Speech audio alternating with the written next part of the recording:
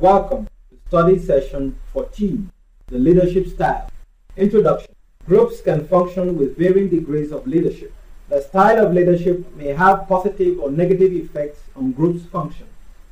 Many leaders, like members, are either anarchic or formalistic, and this gives rise to special participation problems. The anarchic participant, who assumes the role of a leader, for instance, has difficulty in analyzing or abstracting, in responding predominantly to the individual as a whole, and failing to abstract from the individual the particular features which are relevant to the group problems and goals. The anarchic leader has trouble seeing the group in an appropriate perspective. Learning outcome. At the end of this study session, you should be able to 1. Identify various leadership styles employed in groups or organizations. 2. Differentiate between laissez-faire leadership and charismatic leader. 3. Discuss the characteristics of each leadership style and differences between them. Types of leaders. Leadership styles vary from one form to the other based on the styles employed. The following are types of leaders. 1. Authoritarian leader. This type of leader places authority over liberty. The authoritarian leader accomplishes tasks through fear of penalty and maintains a highly artificial and negative attitude in relation with group members. As a leader, such a person expects group members to perform well or be subject to punishment or replacement. At times, this approach is effective in the short run, but it does not provide a solid foundation for continued performance. This is because authoritarian leadership does not provide a lasting satisfaction and security for those being led. 2. Democratic leader. Democratic leader is one who depends not only on his own capabilities, but encourages consultation with group members. Group members are invited and involved in planning, decision-making, and organizing the group's activities. There is free communication and expression of feelings, ideas, between members and the leader. This type of leadership results in a cooperative spirit and the development of skills on the part of the group members. Satisfaction is gained through a feeling of group accomplishment. Main characteristics of democratic leader include participatory, consultative, supervisory, and so on. 3. Laissez-faire leader. This leader depends completely on group members to establish their own goals and to make their own decisions without any control from his own part. In other words, he assumes the role of just another member of the group. Under these conditions, members of the group are permitted to act individually and therefore may easily head in different directions. 4. Charismatic leader. Charismatic type of leadership is based on a special personal charm or personal magical qualities which cause the leader to win and keep the interest and love of other people. A charismatic leader is thought to possess a magnetic, fascinating, and extraordinary nature through which he impresses and influences many of his subordinates. He also affects and inspires his members by the strong expression of his emotionality. The authority such leaders hold does not rest on tradition, reason, or law. It rests on their outstanding qualities as leaders and as unusual human beings. By perceiving and responding to the feelings of those in large groups and heightening and dramatizing the significant emotional aspects of large groups' feelings, the charismatic leader is able to express group goals and group solidarity vividly, dramatically, and emotionally. He stimulates solidarity by emphasizing the strength and commonness of feelings and problems rather than to develop solutions. However, when solutions are suggested, The charismatic leader makes them stand out vividly. Thus, it can serve vital group functions such as A. Cohesion. The charismatic leader stimulates emotional involvement in group members, especially in large group and functional organizations where face-to-face relationship among members is impossible. By doing this, he brings about cohesion, unity, among group members with consequent increased participation. B. Interpretation. The colorful leader helps members realize the relation between their specific roles and the attainment of organizational goals through his dramatic interpretation of what members are doing. C. Channelization. He can direct participation towards group goals instead of stimulating a diffuse excitement.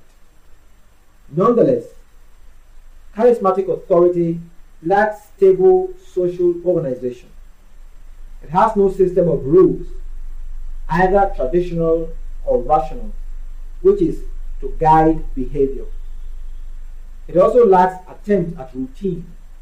Consequently, it does not encourage the development of a stable political system.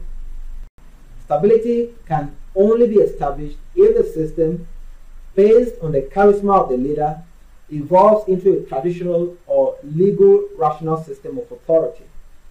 Examples of charismatic leaders in history include Hitler, Martin Luther King, Mao Zedong, John F. Kennedy, and so on. Bureaucratic leader. Bureaucracy is a hierarchical system in an organization. The hierarchical depends on job specialization or division of labor or a set of rules and standards designed to promote uniformity on an attitude of impersonal impartiality. In other words, it involves a group of people organized in a pyramid fashion who try to administer large-scale organization in a rational and efficient way through a division of labor and chain of authority. The goal of bureaucracy is rational efficiency, and their characteristics include 1. Specialization or division of labor. 2. Chain of command or hierarchy of authority. 3. A body of rules. And 4. Impersonality. That is, in bureaucracy, impersonal conditions such as liking or disliking someone or the like is not allowed. Saul Levine, 1949, identified 4 leadership styles from the constructive point of view, namely, the organizational leader. The organizational leader is concerned with the day-to-day functioning of the administrative and technical processes of organizational activity. This leader has no defined roles, and its success is to be judged by pragmatic criteria. He conceives himself as an executor of actions, thus he lacks sensitivity to group members. His concern is primarily with formal organization, in regard to which he has a mysterious, compelling know-how. He is most useful in the process of analyzing, planning, and integrating group activities. The intellectual leader. The intellectual leader or expert type of leader is a key figure in an effective organization where he provides perspective, especially in interpretation of less immediate goals. Unfortunately, he often works and thinks automatically and uncreative without contributing his real intellectual abilities to the group needs. This type of leader can contribute to the group needs only by combining his overall perspective with the specific feelings of the group members. His interpretative functions are most constructive only when they are derived from and tested by group experience. Intellectual leaders are mostly involved in action groups. The informal leader. The informal leader is often a non-office holding person who is close to the rank and file and is also an unobtrusive grassroots opinion leader. The informal leader is characterized by the leader's anecdotal way of communicating to people, its simplicity, and so on. Example of such leader is Abraham Lincoln. The special leadership contribution of the informal leader lies in his acute sensitivity to the feelings of the members and his ability to work with people in a warm, flexible way. However, he is an anarchic participant with deep insight, and his most crucial limitation stems from his inability to abstract. In developing an individual style of leadership, the group leader needs not be limited to choices so far discussed. The style a leader chooses depends upon three groups of forces. Forces in the leader. This refers to the leader's value system and confidence in group members, his inclinations and feelings of security in an uncertain situation. Forces in group members, for example, group members' expectations.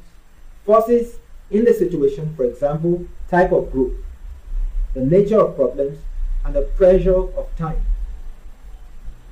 Given these forces, leadership behavior can be viewed along a continuum from leader-centered to subordinate-centered leadership. Moving from the leader-centered to the subordinate-centered, one can observe the following style. 1. The leader makes the decisions and announces it. 2. The leader sells the decision. 3. The leader permits ideas and invites questions. 4. The leader presents a tentative decision subject to change. 5. The leader presents the problem.